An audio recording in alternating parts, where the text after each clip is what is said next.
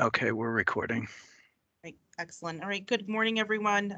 Thank you for joining us for the West Haven Subcommittee of the Municipal Accountability Review Board for Tuesday, January 25th.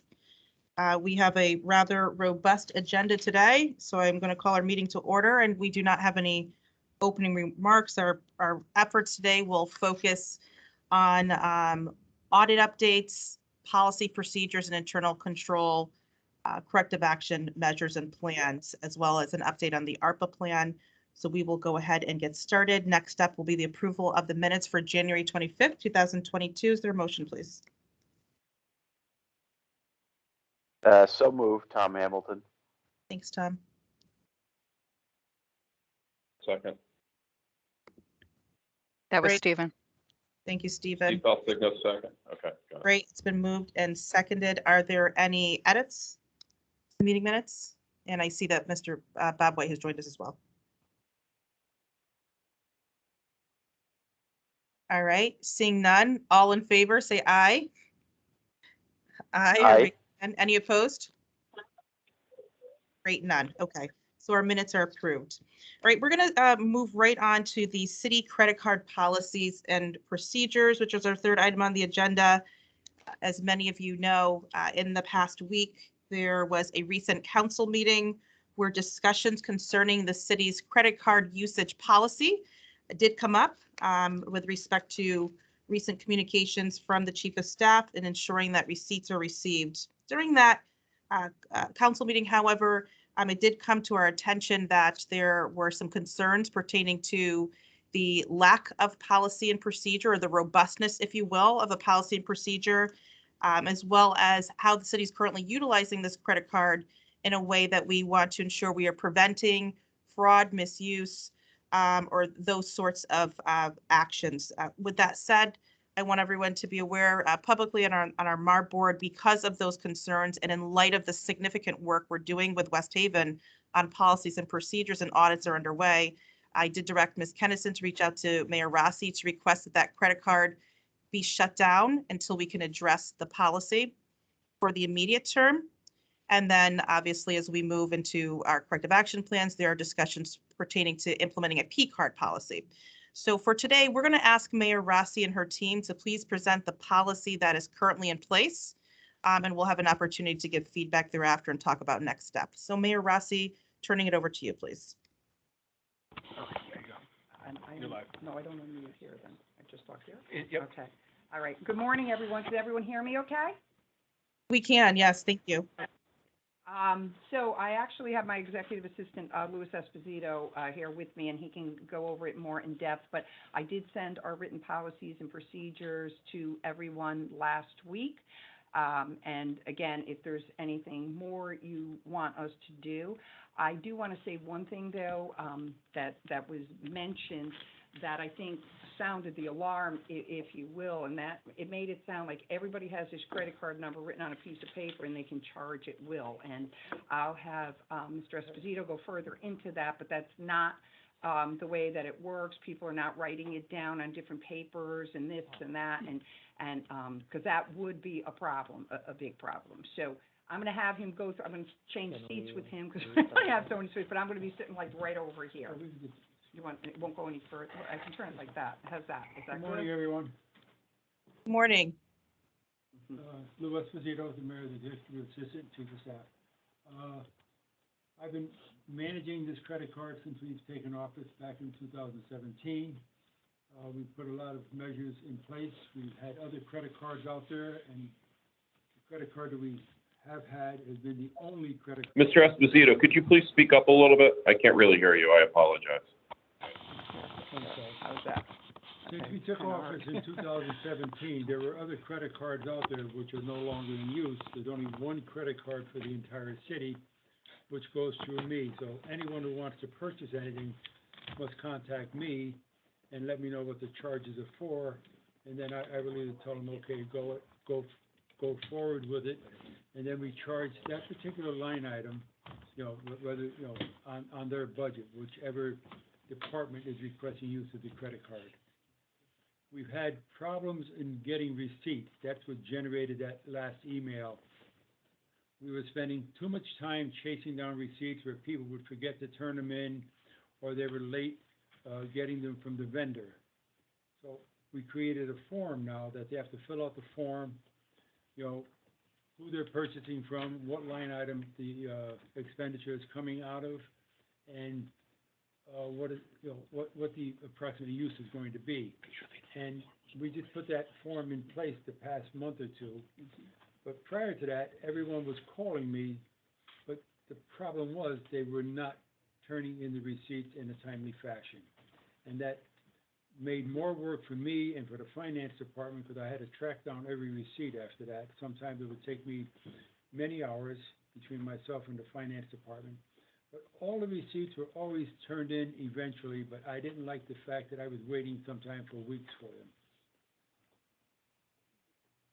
Thank you, Mr. Esposito. So I understand that your recent communication to department heads was on the basis of the delays in getting receipts. But if I could ask a clarifying question, is it in fact true that the city does have one credit card with one credit card number, and that when the department head requests to utilize the card to make a purchase, and after they complete the form, that they must have somewhere recorded the credit card number that is on file for the city? So therefore, you have multiple departments that have one card number that they're utilizing. Is that correct? Or are you directly making all purchases for the city on their behalf? No, the purchases are made by them, but they're with my authorization only. They can't just use the card without notifying me. Okay. And this is the prior authorization use of it, and then we tell them, okay, go ahead and use the card. Sometimes if we're out and we can use a card in person, we do, but sometimes a lot of the sales are made over the internet. A lot of the vendors at the police department or the personnel department, even the corporation council, they have to order books or training manuals and whatever they need, and they have to pay for them before they'll ship them to us. They will not accept a PO, and we could send them a check. So I will start with my comments and open it up for the other members who are here today. One, we understand that organizations, they do need to make purchases that cannot always occur through the PO process, or emergencies do come up. What I heard you say is that there's one card number that is being utilized by multiple departments. Yes, there's a pre-vetting, if you will, for approval, but there is no control system-wide that would prevent a department, number one, for making the purchase without your approval. Number two, it means that this one card number is being shared throughout multiple departments. In order to have a robust, sound credit card policy, there are a number of elements that need to be in place. Number one, the policy that we received today is by no means robust. It's not even signed and dated. Typically, you want to have one card number to each user. You set thresholds on what is the maximum amount that that particular department or that individual can spend. The commodities that they can purchase would also be controlled within that credit card. So, I mean, as we look at more robust policies, I'd say that this policy, quite frankly, is so far from protecting you, if you will, from misuse, and that's what you want the policy to accomplish. So it is not just, do you have a procedure for requesting, but it is ensuring that if purchases are made, you know who made that purchase. It's controlling how much they can spend. It's ensuring that when they leave service, that it is properly deactivated. That is what a robust policy would actually entail. What's in place here for the city of Hartford right now does not protect you against any particular abuse. It's a policy that needs to be extremely expanded. And at this point, I'd recommend that only one person, until you're able to implement a P-card program, have access to a credit card. We can talk about what the next steps look like. But the document that you put in front of me from my 20 plus years of experience does not resemble a robust policy that protects you against any potential abuse. I want to open it up for other MARB member comments on the policy that was included in the package today.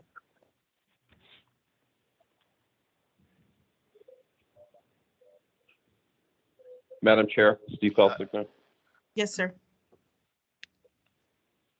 Am I being recognized? Oh, yes, you are. Steve, you have the floor. Okay, great.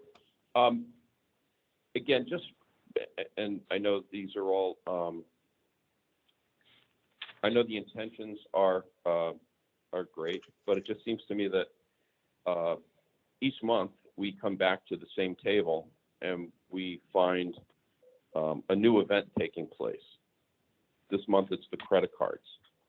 The level of control, in my view, is limited in numerous aspects. We had the same, if I remember correctly, when I first came on, there was an issue with something at the hockey rink, kind of the same thing. So there's a theme here that seems to be a problem. And I'm actually very impressed with what OPM is doing, because through the controls that OPM is instilling, it seems that a lot of these issues are coming to light. And I applaud OPM for what they're doing.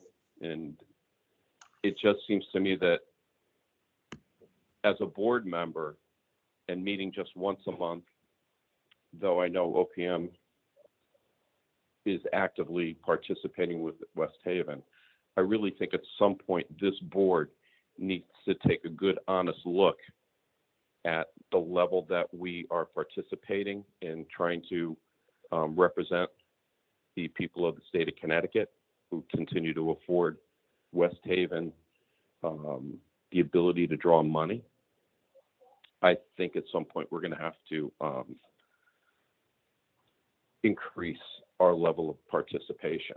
I know we're at tier 3 now, but I think we need to look at more stringent ways of helping West Haven achieve some of the goals they're trying to accomplish, which is fiscal responsibility. I think many of these issues that are taking place now with credit cards are just policies and procedures that are just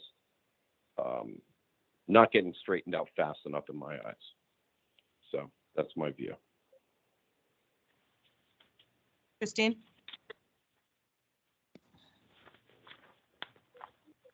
You're still on mute, Christine. There I am. Thank you. Thank you, Madam Secretary, and thank you, Mr. Esposito, for the explanation of the procedure. To echo Mr. Fasigno's point, there often are common themes to the observations that we've directed to city officials month after month. I recall the discussion around the purchasing function generally and the notion of accountability that needs to be made clear to department heads. And my question about accountability with respect to this policy, Mr. Esposito, you expressed that there have been times when you've really had to hound individuals for the documentation that's required. Are there any consequences? In other words, are there decisions made to withhold the use of the credit card to those who fail to adhere to the policies as the city has stated?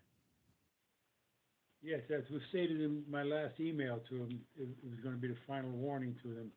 In the future, if the receipts are not passed through to me within 24 to 48 hours, then there would be I would revoke their privileges to use the credit card going forward.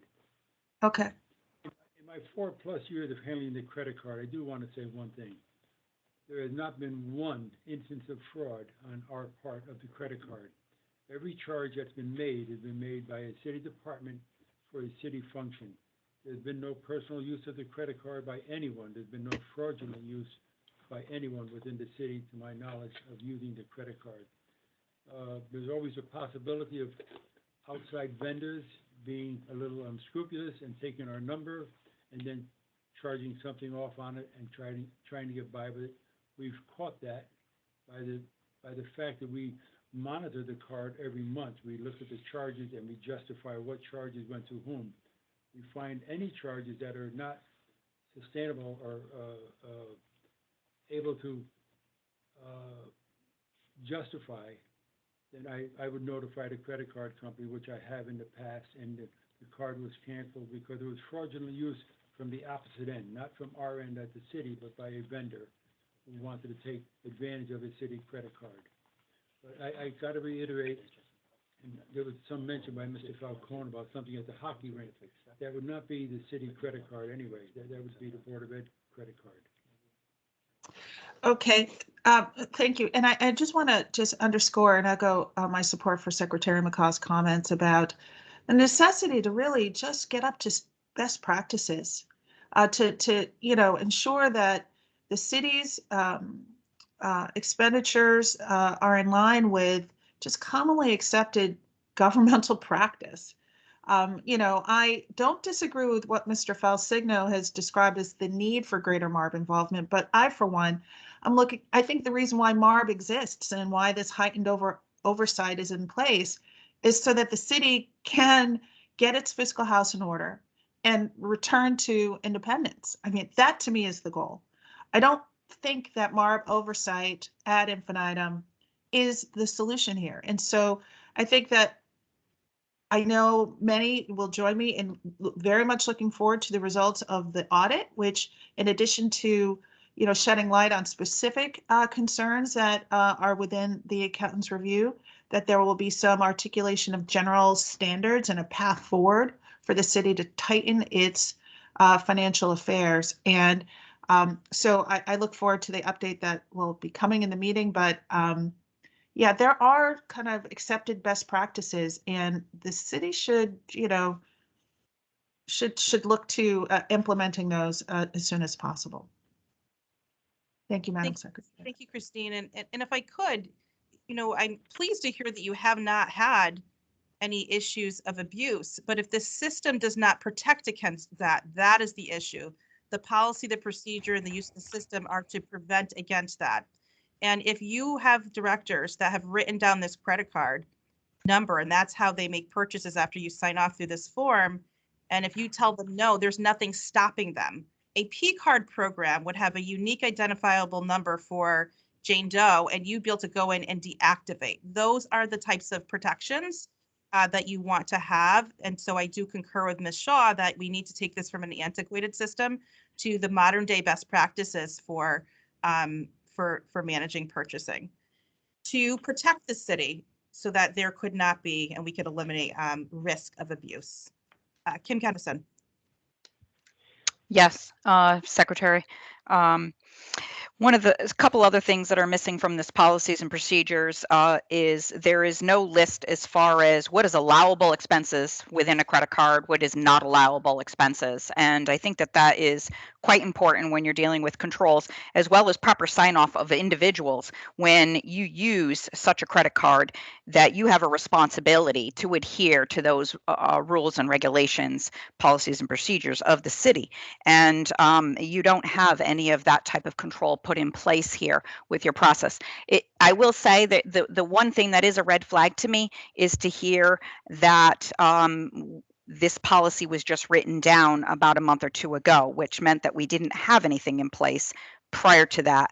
And that means that we went with some years without policies and procedures. And I know that we lack in policies and procedures, but it is another area that definitely needs to be shored up. So, Secretary, I do think the best thing of shutting it down and making sure that controls go in play was the right thing to do. Thank you so much, Kim. Bob, I see you have your hand up, sir.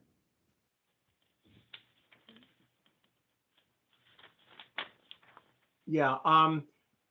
First, I want to thank Pat for doing the link to that, and I actually listened to it, and I'm one that's always looking for green shoots, and I was very pleased with the council's response and their emphasis on accountability. I'm wondering that everything that we're hearing is the department heads aren't doing this, they're not doing that.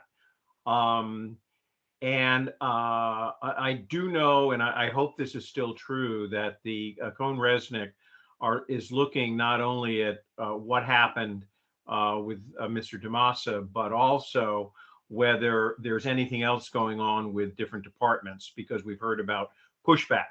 And that's a red flag to me about accountability. But I'm just wondering, like, how many department heads are there? Do we have their names? I don't want to get into personnel matters, but because it just seems that middle management isn't playing ball. To Christine's point about the city being kind of looking out for best practices. With all due respect, the city doesn't have a clue about best practices, and it's only because of the MARB and OPM's persistent hounding on, well, we got the accountants, what are you doing about the audit findings? What are you doing about this, that? And I think we're slowly getting them to do best practices. But I guess that the issue is we need to focus a little bit on what's being done to hold accountability. I know the council was just thought a couple of heads ought to roll to do that. That's not that's not our bailiwick, but I do think we ought to get reports about what steps are being taken for accountability, because that's not happening. Thank you, Bob. Any other remarks from our subcommittee board members? Yes, Madam Chair, Pat Egan. Yes, sir, go right ahead. My question is so this policy or form has been in place for 30 to 60 days. I have two questions. I'll have a statement after that. Has there been any misuse in the sense of a purchase without prior approval? I'm imagining, Lou, that approval's done in writing via the form. Has there been any purchases prior to approval? And prior to that, the form was implemented, what was the policy? There had to be some type of credit card policy prior to that. And was there any, misuse, i.e. purchases that were prior or anything in that nature? No, the short answer is no. There's not been any misuse of it. The policy now has been another policy put in place. They would call me when we first got in and say, I need the credit card for a purchase. And I would ask what the purchase was, what line item it was coming out of, and then I would okay the purchase, give them the number, and they would make it, send me a receipt. And that worked fairly well. I'd always had to chase after a receipt. Then we got to the point where they were sending me an email that I would keep on my desk until I got the receipt. And then the last iteration is that we have a form now. You must fill out the form, send it to me prior to use, and then the use would be authorized from there. But I've got to stress over and over again, they've never misused a credit card. I know we all have our feeling about a P card, but then we'd have 8 or 9 P cards that we'd have to keep track of rather than one credit card. And right now, I'm the clearinghouse for the credit card. I make sure that everyone adheres to what the purchases are for. But whatever you folks decide, I guess that's what the city will have to go along with in the future. But I can't say enough times, we have not had any misuse from the city side on the credit card. Department heads only order what they need. When they can't order in advance and pay for it on a PO or get billed and then send a check, we have to pay in advance with the credit card.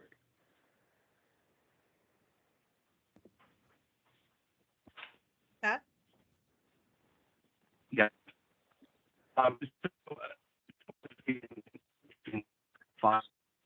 Pat, you're Mr. breaking Egan, up there, Yeah, Pat, Oh, is that better? a little bit. Okay, in listening to and watching the 5 hours of the meeting the other night, one thing that I gleaned from it was, and maybe they're getting a different communication than you folks are getting, but it seemed like there seems to be some issue with it, and that there just seems to be, and this is where I kind of temper my enthusiasm about whatever policy, that there's just this disregard for policy when it comes down to folks doing certain things, and that seemed to be focused on the credit card use at least at the meeting. But it also, just for an example, but just for an example, the woman who was with Mr. Saplinski, I think she had some purchase oversight, talked about how although they have their rules in place, recently she was sent an email by certain department heads saying they awarded some type of work or bid to certain vendors, and it never went to her office for a bid. She never even knew that it was that they awarded something.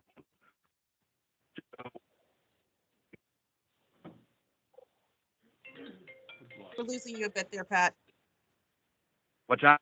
We're losing you there a bit at the end of your last sentence.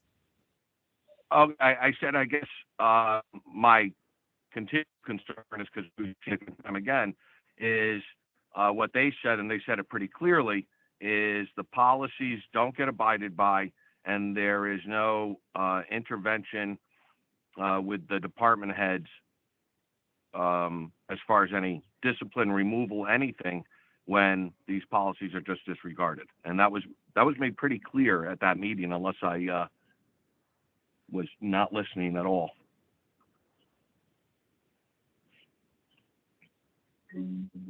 It sounds like your last comment went a little bit broader than the credit card policy, but it does there seems to be a consistent theme in terms of the board members' concerns, and that is we have to bring the policy and procedures up to modern day best practice level. It's not just about, did you have a breakdown, but do you have a procedure? Do you have a policy? Do you have an infrastructure in place that mitigates against risk? Okay. What I will say is that I continue to grow increasingly alarmed at the number of policies and procedures that need to be rectified, strengthened, and the time frame it's taking to recruit staff or actually get it done. Okay. OPM spends quite a bit of time on a daily basis working with the city of West Haven. We have Mike Malone, who's a consultant that's on staff to help facilitate execution, but the process continues to be very slow. So, as the chair, I think it's incumbent upon us to give you that very constructive feedback. 2, we have an audit that will be complete by Cone Resnick that will identify the additional areas of risk or weakness that will need to be addressed. But I am saying to our board members, if the progress continues at this pace, there will need to be additional resources in West Haven to get these policies and procedures executed, because it will be unacceptable for anything more to happen on West Haven when they're under oversight. And we have knowledge of these areas that have not yet been closed down. So I will let you know that OPM is looking to identify other resources to deploy to West Haven. At this point, it would require someone to be on site, really being a part of those day-to-day interactions to see to it that this work gets done, because the staff here in 450 Capitol cannot help execute in that fashion, for 45 minutes away. So to Mayor and to the team, it is incumbent that you move at the quickest pace as possible. 2, we're going to get a final audit report. 3, we'll look to identify other resources so that you can execute. But it is important that these items we're talking about, credit card policy and all the other corrective action measures and MOA action items, get locked down as expeditiously as possible. So with that, if there are no other comments on the city credit card policy update, it's a perfect segue to the Cone Resnick audit update, and I'm going to ask Kim Kennison to please provide you with the status. Oh, Christine has her hand up. I'm sorry. And thank you. Christine, go right Yes, ahead. thank you. So I don't want to delay. I'm anxiously waiting the report from Ms. Kennison, but I did want to express gratitude that you're looking at additional resources, Madam Secretary. I think that's absolutely the right thing. I just want us to get from a posture of reacting to the latest, disclosures of concerning policies to a more proactive framework where we can work with the city to implement the kind of controls that will position it for independence. I think that's, I think there's no secret about where I'd like for this to go, but getting into a more proactive posture, armed with the information from the Cone Resnick audit, is certainly front of mind from our perspective. So with that, I'll turn the table back over to you, Madam Chair. Thank you, absolutely. And it does seem that capacity is very important for the city to have the resources to execute. They have day-to-day operations to manage, and then we have all of this fixing of infrastructure. So additional resources hopefully will be helpful. I see Wilma has raised her hand, and Wilma, if you could just give us your first and last name and your role in West Haven, please. Good morning. My name is Wilma Petro, and I am the procurement consultant that the city brought in to help them with best practices. Thank you, Wilma. Go right ahead. Sorry, we only have one computer on, so we don't get feedback. Understand. So I have been here for 4 months, and we have been diligently working on best practices. I can't say that everybody is 100%, but I can say that I have gotten an amazing amount of support from the mayor and from the finance department. There's a couple of holdouts like there would be, I think, anywhere, but we have gone through, you know, changing the back of the PO, bids and RFPs don't go out with contracts, and department heads are realizing that they can't pick whoever they want, that there's a process that has to be maintained. So I just hate to make it sound like West Haven hasn't taken advantage of any best practices. It's absolutely a work in progress, but we have certainly in the procurement arena worked towards best practices very diligently. Most of the problem that I see is there's just so little staffing in all the areas that a lot of department heads wear too many hats, and they don't always have time to meet with me or watch everything. I mean, it'd be almost impossible for Frank as the finance director to look at every single thing he needs to look at when he has about half the staff that I personally have seen in other finance departments for cities that size, and I was in Meriden and Fairfield. Both are about the same size as West Haven, and they both had double the staff Frank has. Thank you, Wilma. That's helpful on the staffing perspective, and I'm glad to hear that from the purchasing perspective that you're seeing progress that will protect the city. Christine, I see you have your hand up. Did you have another question? Okay. Great, and we'll have a chance to get a more detailed update on purchasing and accounts payable, but appreciate you clearing the record. All right, Kim, I'm turning it over to you for Cone Resnick. Thank you. And thank you, Wilma. Thank you, Madam. So the Cone Resnick update, we spoke with Cone last week. They informed us that they had completed their field work as of last week, and they have begun to work on the report, the draft report. And the last report out was that the city has not did not reconcile their payroll reports to their final numbers, and that was still remained to be an open item. But I was told that a number of chances and a number of extensions were provided. So this is going to delay the audit, as we thought that we were already going to be in a point of already having a draft in hand, and we're not because of the field work that took place last week.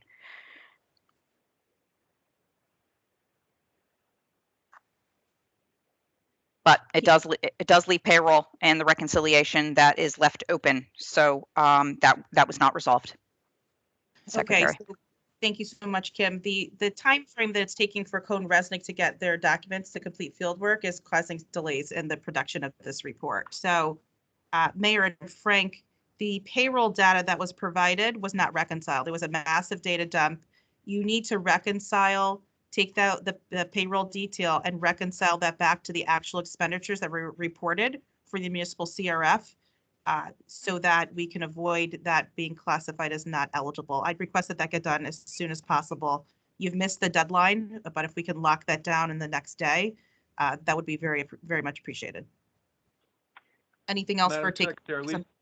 Go right ahead, Frank.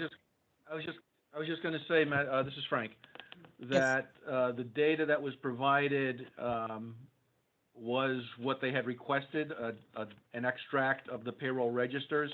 I was concerned, quite frankly, when an audit firm comes back and asks and says that they can't reconcile because 1 week an individual claiming 10 hours of overtime, shows 10 hours of overtime on the pay card, the payroll system, and the next week claiming 8 hours of overtime. They don't understand why 20 hours of overtime is being reported on his paycheck.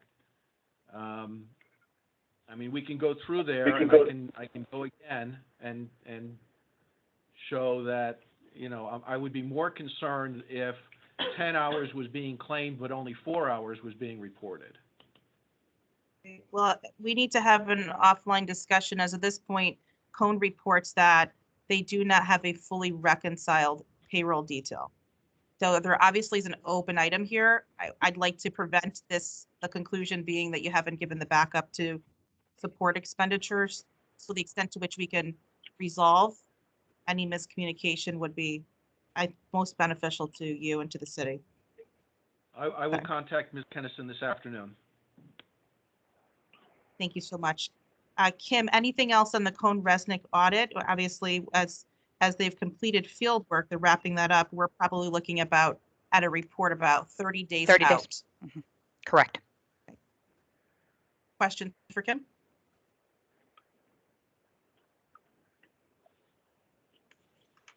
So if we're talking about policies and procedures, I'm just kind of curious, and this is directed to Frank. How do you reconcile your payroll previously? Who reconciles the payroll? You have numerous departments with numerous payrolls. How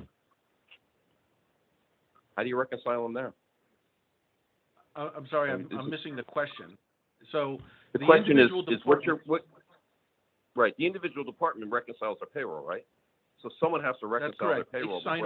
They sign off on the time cards. They sign off on the punches. That gets sent into payroll, which is then processed through the systems. So the individual departments take ownership for their own people. Okay. So and to be clear, Steve, the issue here was not that Cone was indicating that payroll's not being reconciled. What they are looking for is you reported X amount of payroll expenditures that you paid for out of the municipal CRF grant. And we want a report that ties back to that number. I think Frank did his due diligence and gave a full extract. Now he needs to narrow it down specifically to the payroll. Yeah, that was my question, was how do they normally just tie everything back together? Which is... This is a unique request, I think, based on the audit that's just, you know, obviously focusing on these expenses related to the federal dollars. Okay, thanks.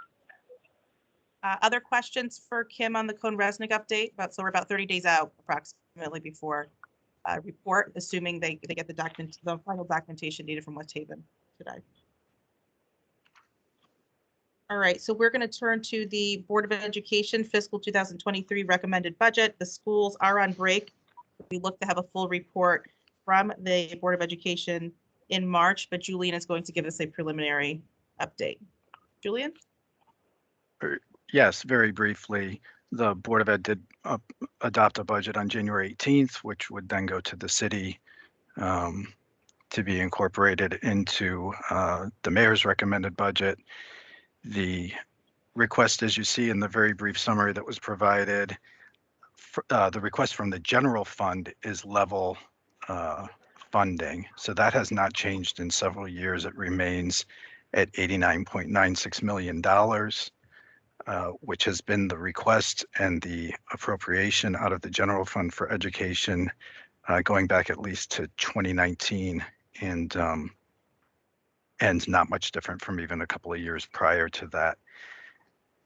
This is the second year that we've received an all funds summary from the Board of Ed so that we can see what resources are available in addition to the general fund, and it provides a little bit of clarity on how the Board of Education is absorbing some operational cost increases through the use of these other resources. You can see that there are some summary tables on the second page of the overview document that show the overall expenditure requirements of the Board of Ed are projected to be $106 million next year, with the difference between that total and the general fund request being made up through a handful of grant resources. So we have the Board of Ed coming back in March to present and respond to any questions. If the board or subcommittee members have any questions that they would like to submit in advance, that would be helpful. And then we can ensure that the staff come back with the information in hand, prepared to respond. I've listed on the second page of the brief memo I sent out some suggested questions or suggested requests for additional information. But if you have any further questions or requests, please get them to me and I'll make sure that they get to the Board of Ed. And then the full city budget is expected to be released. I believe the mayor's recommended is due on March 17th or 18th or thereabouts. And that's all I have for this item. The 17th, Julian. Great, thank you. Any questions or feedback for Julian? Any other thoughts on items we'd like the board to be prepared to speak to in March? I would ask for some clarification on the other funding sources and how much of that might be temporary federal funds, the extent to which they are or not recovering recurring expenses. Just want to have an eye towards what the future years look like when those dollars expire. Any other thoughts? Yeah, this is Tom Hamilton. I was going to make the same comment. Interested in knowing with the ESSER funds and the ARPA funds, what the Board of Ed and city plan is to make those up when those go away, because it looks like it's 2.2 million of that $5 million increase looks like it's probably non-recurring, if I'm interpreting this memo correctly. Thanks, Tom. Anyone else at Board of Ed recommended budget? Okay. We will turn to the MOA action plans. The city is going to provide an update on the 4 MOA action plans as well as the corrective action plan. And the first one is human resources, the personnel department. Mayor, we'll turn it over to you. We have Pam Alvino, who is our Director of Personnel. She's just coming over to the phone now, Madam Secretary. Excellent. Welcome, Pam.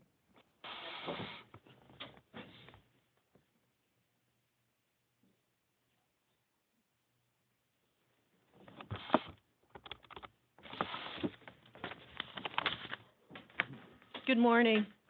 Good morning. Good to be with you all, and good to finally meet you. I've heard a lot about the work that this team has been involved in, and I'm happy to be a part of it. It is a challenge, I must say, and to address the work that has been done in terms of identifying the development of the personnel organization and the needs and the wants and the asks of that department has been a big focus for me in the 4 months I've been with this organization. To address, I guess, starting with the action plan in terms of restructuring the HR personnel organization. I'm sorry, I can't get used to calling it personnel. My lifelong experiences has always addressed it as human resources, so I'm going to slip up here and there. But there has been considerable progress made in those action items, 1.1, 1.6, and I could start from the top. The payroll administration outsourcing of payroll specifically with ADP that had been completed. We are using the ADP service and other extraneous elements of their portals and so forth within the department. There is still other usage we have yet to activate, but we're aggressively trying to move through that, specifically with the recruiting aspect, and we've made significant progress there. The benefits administration position, which is combined with payroll, that position had been filled. The position of my position specifically was filled early last year, towards the end of the year. We created and posted and have interviewed for the new position of the generalist without much success at all, to be very frank. I think my observation has been, in terms of the 4 individuals we interviewed, it is very difficult to find a skill set that marries both personnel generalist capabilities with a developed capability to be a backup to process payroll and work within the ADP system. It's frankly, I'm not able to find a candidate who can meet both of those skill sets. And I propose that we divide the skill set and actually reinstitute the position, a dedicated position for a payroll specialist, which we can talk about a little later on. I'm in Moving on agreement, to- Madam. Yeah. Thank you, Kim. The payroll is a complex one. We are processing 7 different collective bargaining units with, some very different fringes and benefits going along with that. 7 different time and attendance keepers who have varying degrees of their own capability.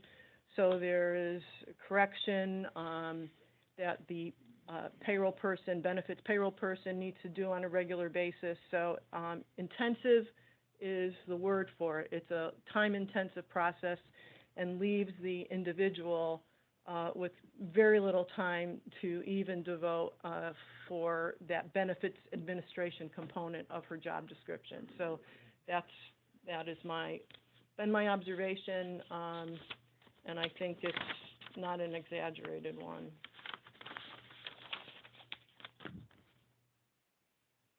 Any questions? Can I move on to action item 2, benefits administration? Kim, may I just ask one clarifying question? Are you recommending 2 additional headcount in order to fulfill the action items under all the number 1? So basically between number 1.6 and 1.7, are we saying we need 2 additional FTEs? I would say we need to add a position for a payroll specialist. Okay.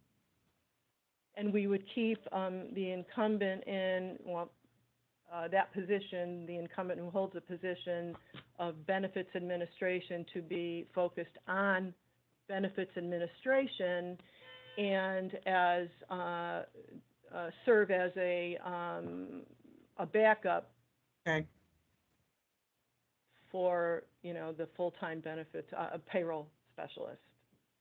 Great. And Mayor Rossi, are you building this additional position into your fiscal 23 budget as well as in your as well as in your fiscal 22 projections to support your new director's observations? Okay, so I just got some of this information when the packet came out for the MARB, and Frank actually still has the budget and is putting it together. So I do it in the final stages, if you will, go through, but I do realize, that, again, when we first came here, we had to cut and a lot of staffing went out the door. So I do agree that it, has to be put back in as we talked about best practices. So I'm not against it. I just haven't seen the budget and again, just learned about this when this packet came out for this meeting. But that head is included in the 23 budget, Madam Secretary. Excellent. If the mayor supports the budget you've built, then we will have adequate resources. Okay, excellent. Thank you, Mayor. Thank you, Frank. And thank you, Ms. Olivino. Any other questions on number 1, section 1 of the plan? Otherwise, go to number 2. Okay, under benefits administration, the body of work under the wellness program, expanding and enhancing the state health partnership, health enhancements program, is one that I think we can further develop once the benefits administrator can devote more time to this. But in the meantime, in the time I've been here, we've used the newsletters, the online education components that is inherent within the HEP program. We promote them through the organization. We display posters at certain times of the year for various issues addressing healthcare and wellness. And any changes to the program is communicated throughout. Again, I would certainly like to see, now that the more organizations are opening up, that certainly on-site education can be conducted, in the coming, soon, within the coming 6 months. So to address other key topics around wellness, we certainly would want to take advantage of that. Thank you, Kim.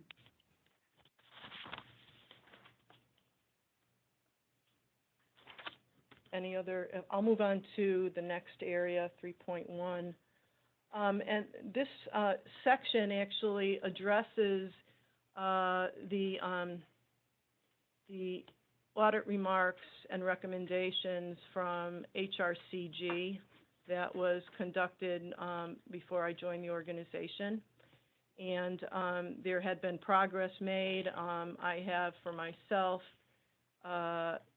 audited these areas as well,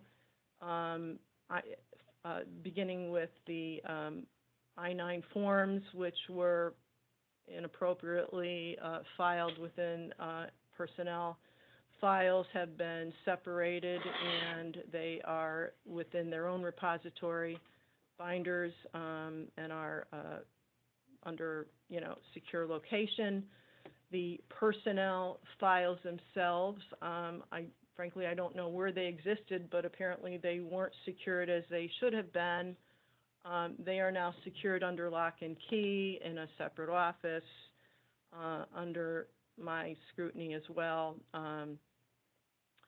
The files themselves, the personnel files, have been audited to ensure that they contain what should be contained in a personnel employee file, removing any medical, family leave, workers' comp, other related wage information that should not be included in a personnel file have been extracted.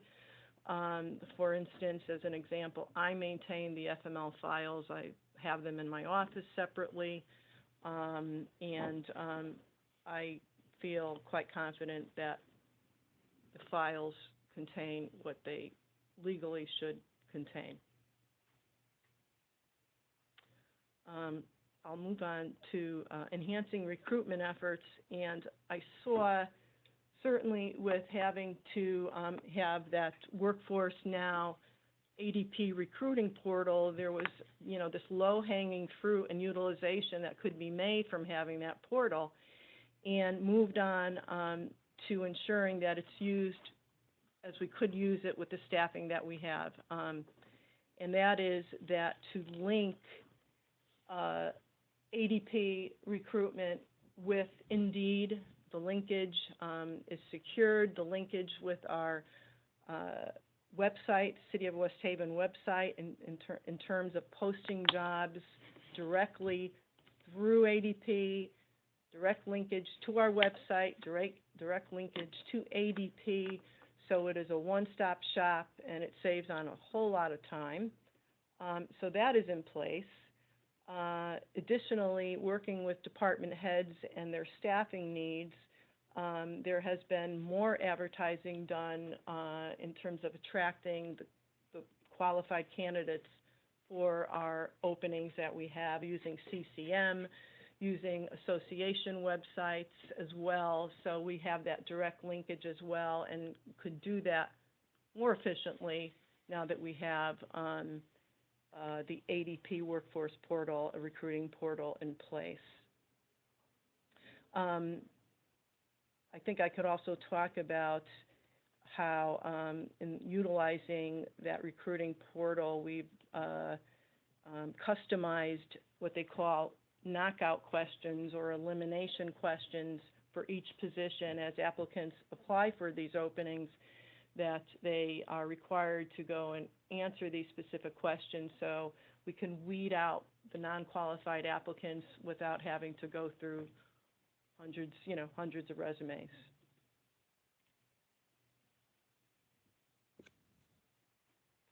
Excellent.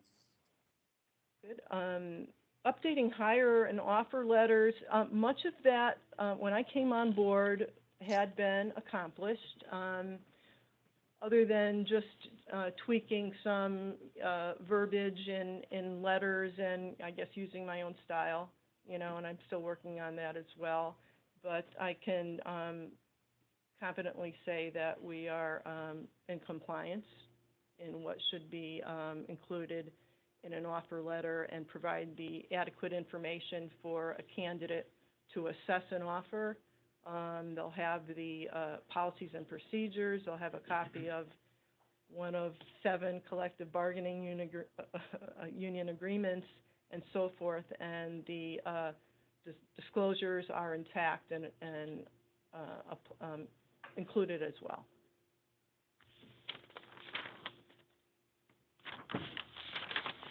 I'll move on to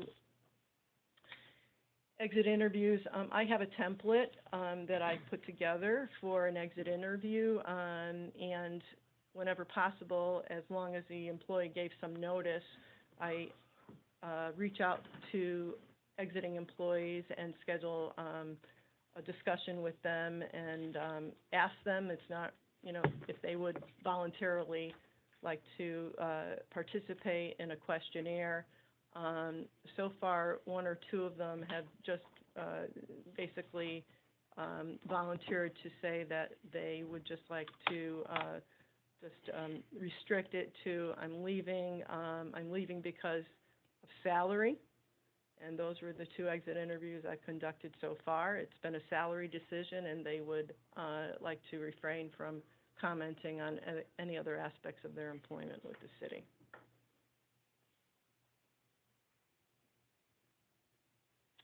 Labor relations strategies, and I added that component of this area as I've walked into the organization and come from a considerable labor background going back to the mid-'80s, that this is, I think, a culture that has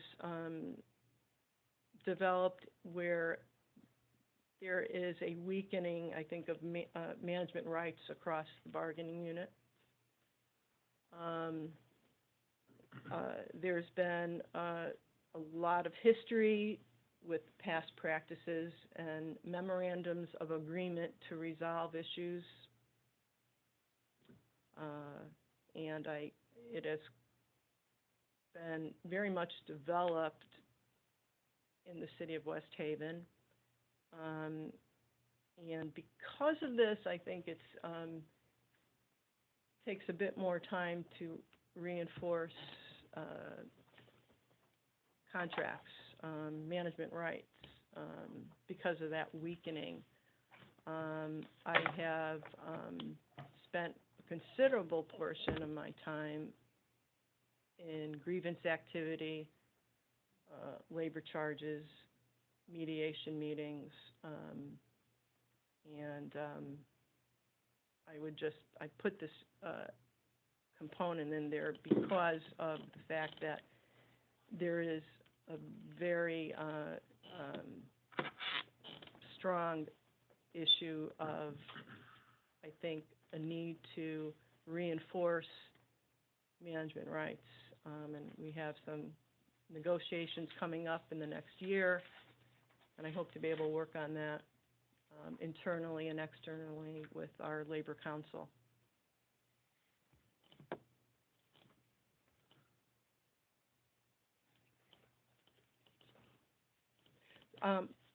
Going on to record management and compliance. EEO, affirmative action statements, that has all been updated. It is complete where it should be in terms of applications, our on-site applications, our ADP portal, that's all in place. Fair Credit Reporting Act forms are also incorporated as well. The last part of that section, sexual harassment training. There is an online training program in place.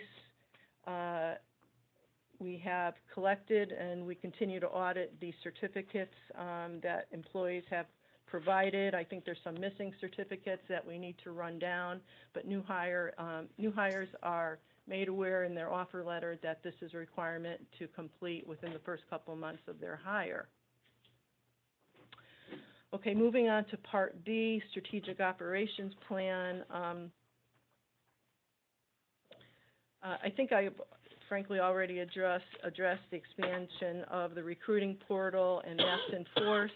We can actually expand on that functionality by directing resumes directly to the hiring manager. That's actually being considered. I'm not sure if that's the best plan of attack, but there is that additional functionality within ADP. Launching ADP version 2 of time and attendance. So we've reactivated the ability for employees to punch in from their phone or computer, and limited the radius that they can do that, so they're doing it very close to work within, a very respective distance of their actual workplace. So that's in place right now. And I think the last section is, one of the last sections is addressing organizational development, which is a body of work that hasn't been implemented in this organization and requires, I've requested additional headcount to, number one, develop a standardized performance assessment process and program for our employees. Two, for the mayor and her staff, establish a succession planning framework and process to identify key positions, look at knowledge transfer, succession planning in terms of what is available for talent, bench strength talent within the organization. I'd like to formalize an onboarding program with employees entering in the organization. I do that on an informal basis, and I meet with new hires, the ones that I've brought on in the last few months. So I make it a point to check in with the employee on a regular basis. And the other element of in-service training and professional development, conduct assessment of training needs throughout the organization. I think certainly there is supervisory skills training that's needed for our workforce in supervisory and management positions. And actually another example might be project management skills as well. So this is a body of work. It's expansive. I think it helps grow the culture, develop the culture of the organization, and it's it's an enterprise-wide initiative that I'd like to see rolled out in the next year, if not sooner.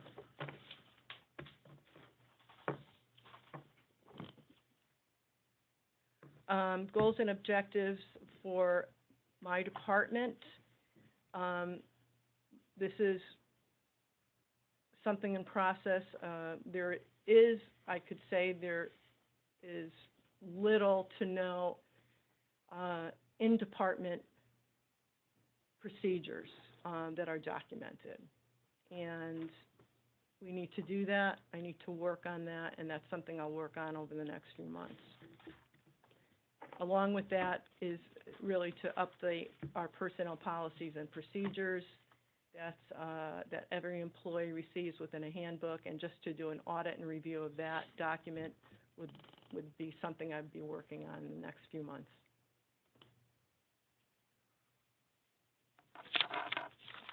I would like to, in closing, review, I think you all have the document of recruiting actions, and that's budget. These are for budgeted vacancies, and postings that have occurred in the last few months. So in finance, there's been considerable progress made. We have a final candidate who has accepted an offer for the purchasing director. Anticipated start date will be March 21st, if not sooner. I think that's a key position that is, we're moving on. And in the last few months, there has been a lot of activity and interviews across all areas, but this is one that we're very happy we were able to fill this soon. Going back to finance as well, just after I joined the organization, we filled the accounts payable position internally. We will have a new hire for the junior financial analyst role. That's an external hire. Start date is for March 7th. And then, as I said, the procurement director. Once the procurement director is on board, we will repost a position for the purchasing specialist. And given the number of resumes received for purchasing when the director position was posted, I think we can safely say that we can probably fill that position by May 1st, if not sooner. Under tax collection, we had an external candidate accept the offer for tax manager. That candidate is coming into the organization as of March 7th. Under planning and zoning, we filled a position for zoning inspector, externally accepted by a candidate who came in from New Haven. She started January 10th. We have an offer pending for an assistant building official. Interviewed that candidate just last week, and I think we're going to go forward with an offer for that position, and that has been an open position for quite a while. Ms. Alvino, if I may just interrupt you for a moment, given we have 5 minutes left, I'm going to just ask you to focus in on the personnel and labor relations, since you covered the finance progress, and the last piece that's direct related would be the personnel side of the house, and then I want to give the few minutes for questions. Certainly, and I think I addressed this early on. The personnel generalist is a position that was posted to marry the need to have a backup for payroll. Interviews, I conducted 4 interviews unsuccessfully. No strong candidate has been identified. But I think if we are able to separate those 2 skill sets and then just move forward with a personnel generalist, having generalist background, I think I'll have more success in being able to find a candidate for that position. Excellent. First of all, I just want to say welcome to the team and thank you for your report out today. I appreciate your coming in and getting up to speed rather quickly. And it sounds like we have a sharp person on the team, so welcome. With respect, you're most welcome. You're most welcome. With respect to the finance department, excellent news on the securing of a procurement director. I just wanted to recommend that you obviously would probably like that procurement director to help select the final candidate, but it would be helpful for you to repost the job and have resumes and applications ready for when they walk through the door. I'd recommend not wait to reposting until March, but get it reposted. And okay, excellent. Yeah, that is my plan. That's my plan. Great. On the personnel and labor relations, Mayor, we'll leave it to you to give us an update at the full board as to whether or not you're supporting the plan that the Human Resources Director has put forth so that she can move forward with reposting that personnel generalist with just the generalist duties. And obviously we'd have to address the payroll specialist new position separately, but like to see that happens promptly. So you have the resources in place to execute your plans. Other than that, I'll open it up for questions from the rest of our subcommittee members. Or comments.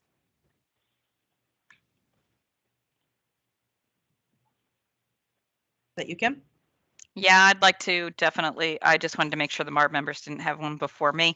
I want to commend Pam for onboarding in her short, 4 months, everything that she has observed, took down in this plan, and also did, extensive audits of all of the files. Everything that I'm hearing today is actually music to my ears. So thank you so much for digging in, Pam, and doing this work, and keep up the good work, please. I plan to, thank you. Any other subcommittee members?